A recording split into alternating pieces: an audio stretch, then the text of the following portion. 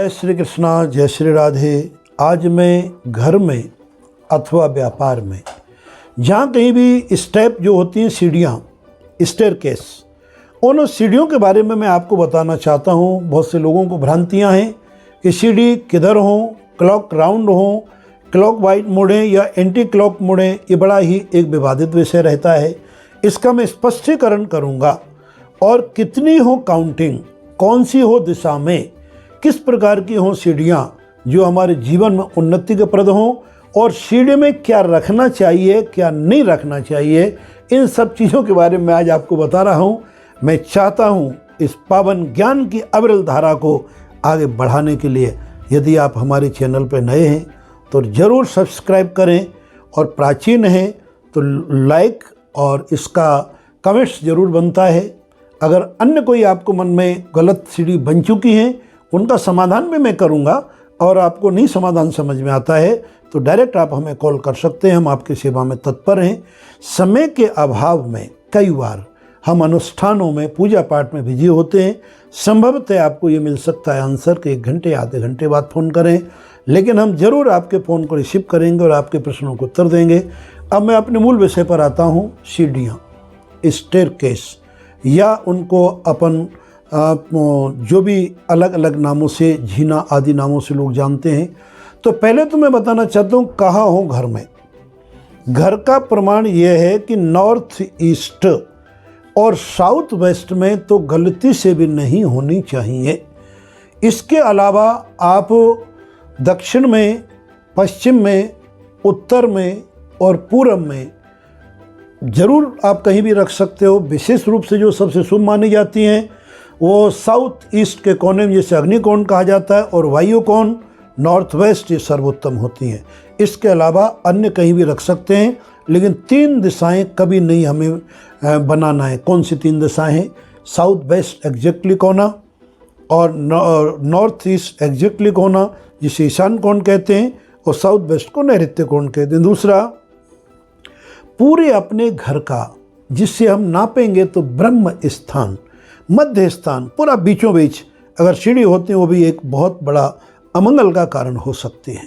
पहले मैंने स्पष्टीकरण किया कि सीढ़ियाँ कहाँ हो हमारे घर में। अब मैं बताना चाहता हूँ कि सीढ़ियाँ कितनी हों। तो सीढ़ी की काउंटिंग होती है इंद्र यम राज, इंद्र यम राज। तो यम पर सीढ़ी का अंतिम छोर आना चाहिए। जब जब पैर उठेगा उस हिसाब से सीढ़ी काउंटिंग करते चले जाएं। मैं बहुत ही साधारण भाषा में आपको समझा देना चाहता हूँ कि मिनिमम 2 सीढ़ी यानी यम, इसमें आप 3 जोड़ते चले जाएं। 5, 8, 11, 14, 17, 20, 23। इससे ज़्यादा एक फ्लोर से दूसरे फ्लोर पर हो नहीं सकती। तो ये 3-3 की संख्या में आप जोड़ते चले जाएं। यानी दूसरी भाषा में जो संख्या आपकी सीढ़ियों की आ रही है, उनमें 3 का भाग देने पर 2 बचने चाहिए। 2 अगर 2 रहेंगे तो सीढ़ी आपकी काउंटिंग वाइज सही है। अब तीसरा प्रकरण में बताना चाहता हूँ कि सीढ़ियाँ हमेशा क्लॉक राउंड घूमनी चाहिए। जब आप चढ़ते हो तो जो भी टर्न है राइट, पहला टर्न हो, दूसरा टर्न हो, कभी कभी 3 टर्न भी हो जाते हैं, पूरा घूम जाते हैं, वो सब राइट में होना चाहिए। इसके अलावा जो मैं अधिकांश घरों में वास्तु निरीक्षण के लिए जाता हूँ, तो सब लोगों की आदतें क्या हैं कि घर का जो वेस्ट है, बिना कोई काम आने वाली वस्तु हैं, या जूतों का सूटकेस है, या ऐसे सिलेंडर आदि जो फालतू चीज़ भी होती हैं, कभी कभी काम की भी होती हैं, और कहीं जगह नहीं मिली सीढ़ियों में रख देते हैं। तो ध्यान रहे, सीढ़ी में अगर अवरोध होगा, यानी कोई सामान से तुम सीढ़ियों को अगर एक्यूपाइड करोगे, व्यस्त कर दोगे, सीढ़ी छोटी कर देंगे, सामान रखेंगे, तो आपकी उन्नति का रास्ता इतनी बड़ी जगह नैरो हो जाएगा, छोटा हो जाएगा। तो सीढ़ियाँ हमेशा रखें क्लीन। हाँ, सीढ़ियों में क्या रख सकते हैं?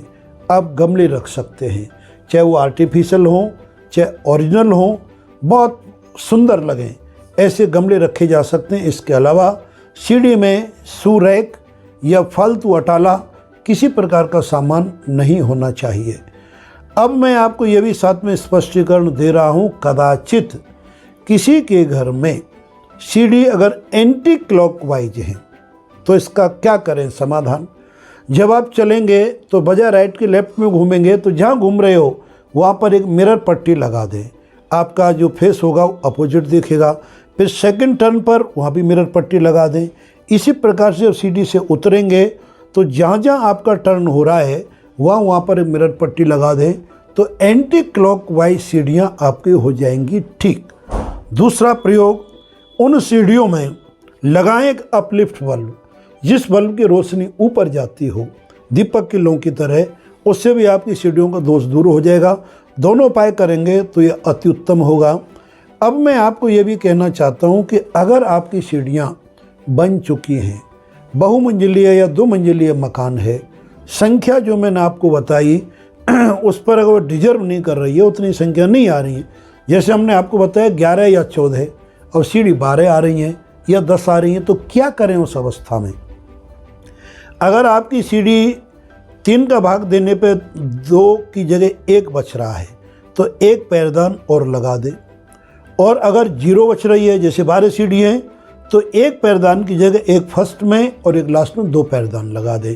तो कितनी काउंटिंग हो जाएगी आपकी? 1 या 2, कितनी भी संख्या में जब आप इसको डिवाइड करेंगे और जहाँ भी आपकी संख्याओं में गड़बड़ी होती है, उन संख्याओं के आधार पर 1 या 2 आप उससे अपने लगा दें पैरदान। पैरदान लगाने से सीढ़ियों की काउंटिंग हो जाएगी पूरी।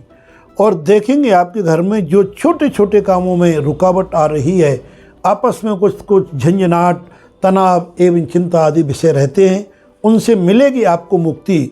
जीवन में चलेंगे उन्नति के रास्ते। ज़रूर आप इनको फॉलोअप करें। और अन्य कोई यदि आपको शंका विशेष हो तो हमसे कांटेक्ट करें। हमने डिस्क्रिप्शन बॉक्स में हम नंबर दे रखे हैं। शेष भगवत कृपा। आज की वीडियो में इतना ही। फिर जल्दी उपस्थित होंगे नए बिंदु को लेकर के। जय श्री कृष्णा और जय श्री राधे।